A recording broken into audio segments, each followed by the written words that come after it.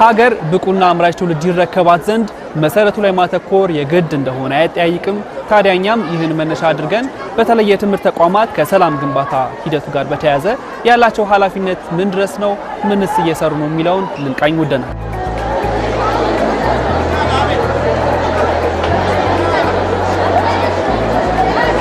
የተለያየ ባህሪ፣ የተለያየ ሃይማኖት፣ የተለያየ ሊኖር ይችላል። ሰላም ግን ኮመን የሆነ የጋራ የሁላችንም የጋራ በመሆኑ ይሄ ክበብ ተማሪዎችና መምህራን ጋር ኦሪየንቴሽን ይሰጣል።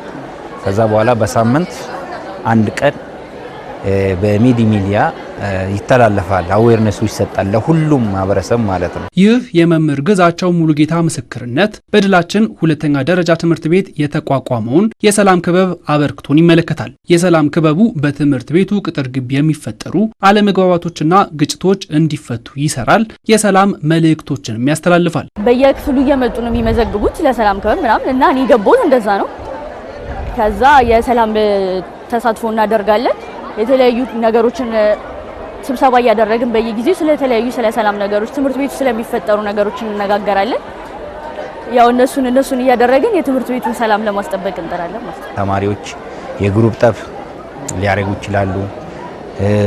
ኳስ ላይ፣ ሰፈር ላይ ከባክግራውንድ ከወላጆቻቸው ጋር ያለውን ነገር ሲያደርጉ እነዚህ ክበባት ውስጥ ያሉ ተማሪዎች ቀደም ብሎ መረጃ ይሰጡንና ምንም ችግር ሳይፈጠር መፍትሄ እንሰጣለን ማለት ነው። ለነገ ስንቃቸው ይሆን ዘንድ ዛሬን በቀለም ትምህርት ለሚተጉ አዳጊዎች ሰላም ህልውናቸውና ዋስትናቸው ነው። የሰላም ክበቡም አይነተ ብዙ ባህሪ ይዘው የሚመጡ ተማሪዎችን በማድረግ ሰላማዊ የትምህርት ስነ ምህዳር ከመፍጠር ባለፈ ለሰላም ዋጋ የሚሰጥ ትውልድ ለማፍራት እንደሚያግዝ ታምኖበታል። ከወላጅ ከቤተሰብ ቀጥሎ የልጆችን ባህሪ በመቅረጽ ቀዳሚ የሆኑት መምህራንም ለሰላም ዋጋ የሚሰጥ ትውልድ የማፍራት ኃላፊነት ተጥሎባቸዋል። የመማር ማስተማር ሂደቱ ዋስትናውም ሰላም በመሆኑ እንደ ትምህርት ቤት በከበባትም በሚኒ ሚዲያም ክፍል ውስጥ ባለ ኢንቫይሮንመንት ሁሉ ለተማሪዎች ሰላምን እንሰብካለን። እንግዲህ ማስተማርም የምንችለው ተማሪ መማር የሚችለው ሰላም ሲኖረን ስለሆነ ማለት ነው። ዛሬ እኔ ስሰራቸው ነው በትክክል ልጆቼን ነገ ሊያስተምሩልኝ የሚችሉት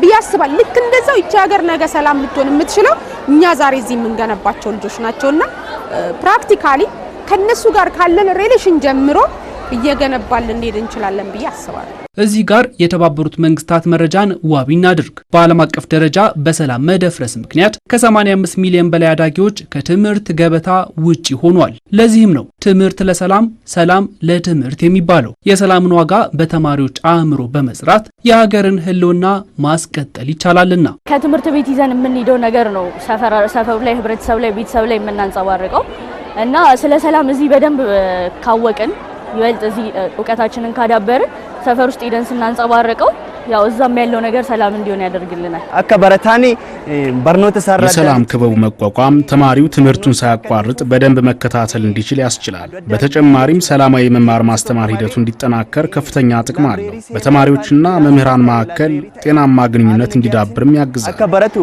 ይሰታይሳችሁራ የትምህርት ሚኒስቴርም በግብረ ገብና ስነ ዜጋ ትምህርቶች አማካኝነት ሰላምን የተረዳ ብቁ ትውልድ ለማፍራት እየሰራ ይገኛል። ለዚህም አስቻይ ሁኔታዎችን በማጠናከር ሰላማዊ የትምህርት ስነ ምህዳር ይስፋፋ ዘንድ ስራዎች ቀጥሏል። ሰላም ሚኒስቴር ጋራ በጋራ የሰላም ክበብ በትምህርት ቤት በማቋቋም ለሰላም በሚዘምሩ ለትምህርት ቤቱ የመማር ማስተማር ሰላማዊ ሂደት እንዲፈጠር የማድረጉ የሰዎች ልጆች ሰብአዊ መብት እንዲከበር በአካባቢው ሰላማዊ መስተጋብር እንዲፈጠር በተማሪና በመምህርና በትምህርት ቤቱ ማህበረሰብ መካከል ፍሬንድሊ የሆነ ጤናማ የሆነ የመማር ማስተማር አውድን ያከበረ ሂደት እንዲከተሉ የሚያደርጉ ትውልዶችን ለመፍጠር በጋራ እየሰራን ያለነው። መልካም ልምዶችን በመቀመርና ሀገር በቀል የሰላም እሴቶችን በማስፋፋት ተማሪዎችን ከሰላም ግንባታ ጋር ማስተሳሰርም ይገባል።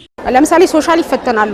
እዛ ሶሻል ላይ አንድ 10ም 20ም ጥያቄ የሚመጣ ናቹራሎችም ላይ እንደዛ ቢሆን ልጆቹን የበለጠ ኢኒሼት ያደርጋቸዋል ለማንበብ። ሰው ሲያነብ ነው ያንን ያነበበውን ደግሞ ፕራክቲካሊ ሊተገብር የሚችለው። ፍላጎትን ተረስታችን የተለያየ ነው። ነገር ግን ሰላም ደግሞ የጋራ ናት። የሁሉም መሆኗን ሁሉም ግንዛቤን ወስዶ በሰላም መቀጠል እንዳለበት መማር ማስተማርም የሚፈለገው ደረጃ ላይ ግብ ለመድረስ ሰላም አስፈላጊ መሆኑ እቅዳችን ውስጥ አለ። የሌሎች ሀገር ተሞክሮዎችንም የራሳችንንም ኢንዲጂኒየስ የሆኑ ሰላም ለመገንባት ሰላምን ለመጠበቅ ሰላምን ለማምጣት የሚጠቀሟቸው የማህበረሰብ እሴቶች አሉ ሀገር በቀል የሆኑ እነሱን በመቀመር እነዛን ሀገር በቀል የሆኑ ሰላምን የማምጫ መንገዶች ወደ ሁሉም አካባቢዎች የሚሰራጩበትን አሰራር እንፈጥራለን። የሰላምን ዋጋ ጠንቅቆ የተረዳ ትውልድ የማፍራት ሂደቱ የሁሉንም አካላት ትብብር የሚጠይቅ በመሆኑ ትኩረት ተሰጥቶት ሊሰራ ይገባል መልእክታቸው ነው።